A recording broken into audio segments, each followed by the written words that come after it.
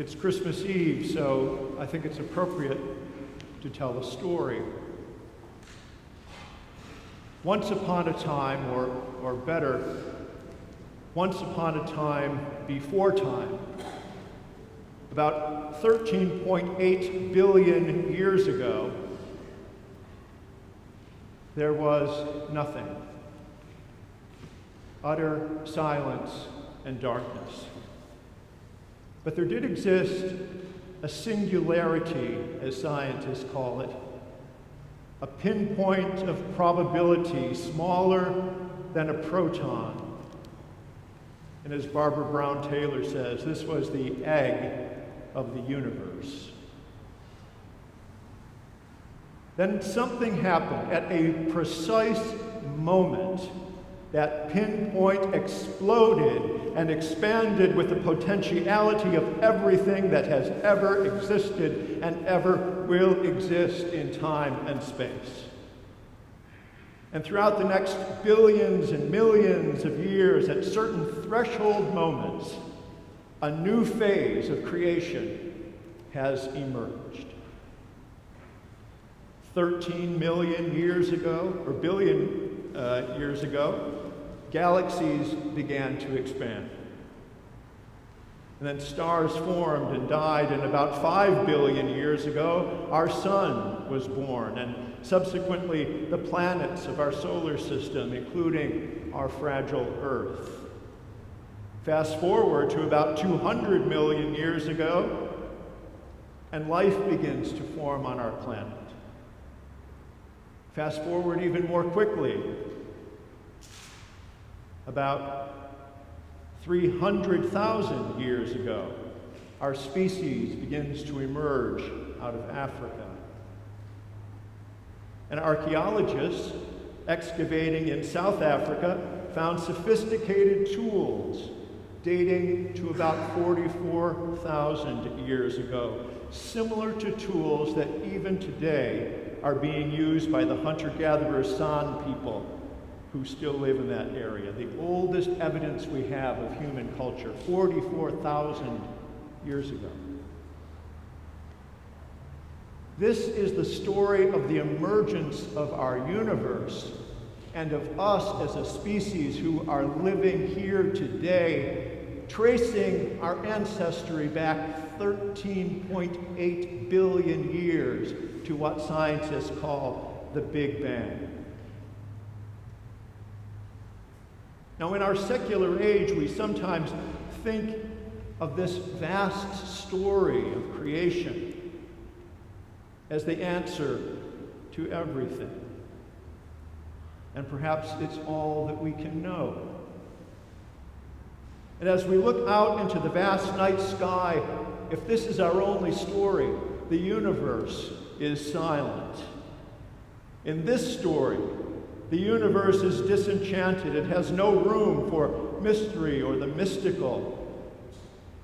And yet, in our deepest selves, there are other questions that call for other stories. If you and I, like our ancient ancestors, look out into the vastness of space and the star-snowed field of sky, we also might ask why all this exists. And is there a creator who brought it into being?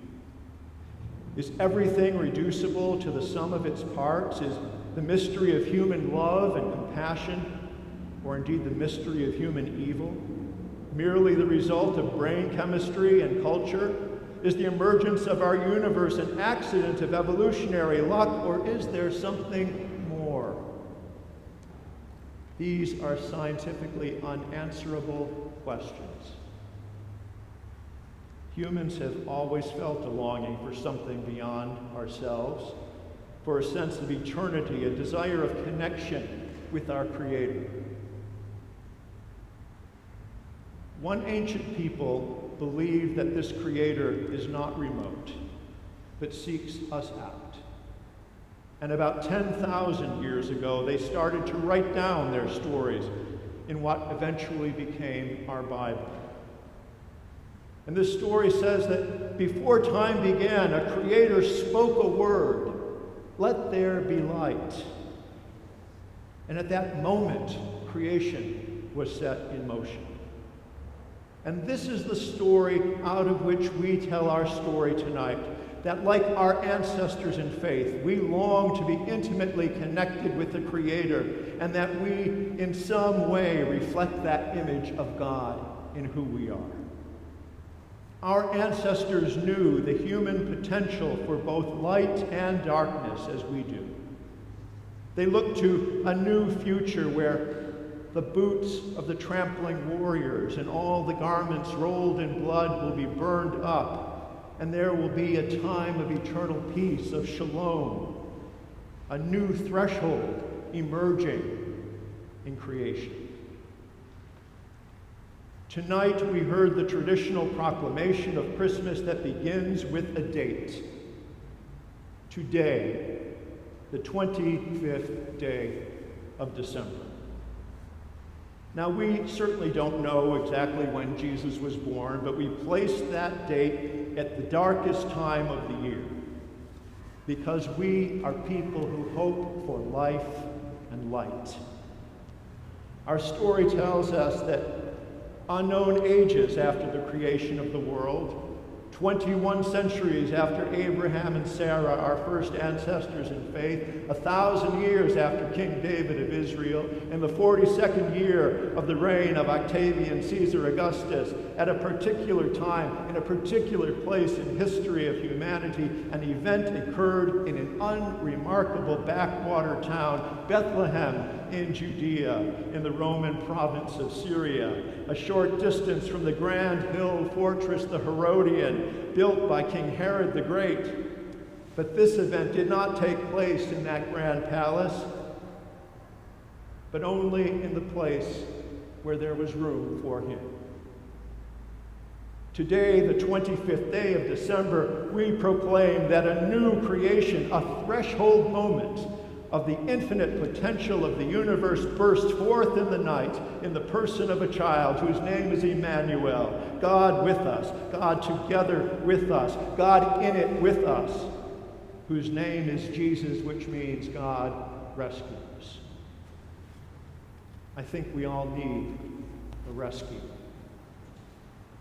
That child grew up, as we know, and lived and taught us what it means to live in the divine image, taught us what it means to be a human being.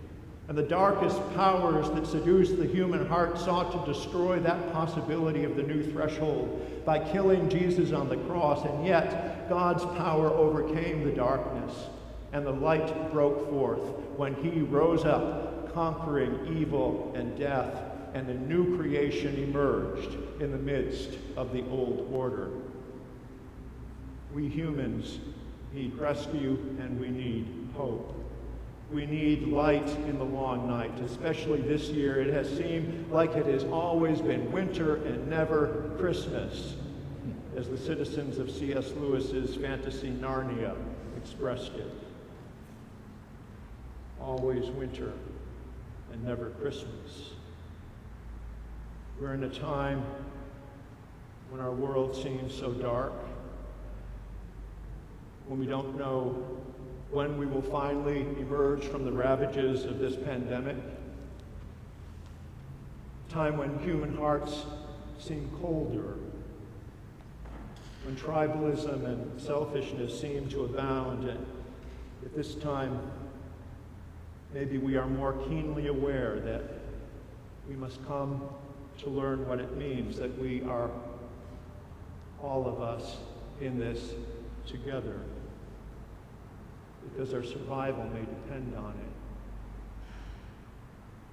We need that story of hope that we tell this night. The tragic story that it will always be winter and never Christmas takes a turn tonight.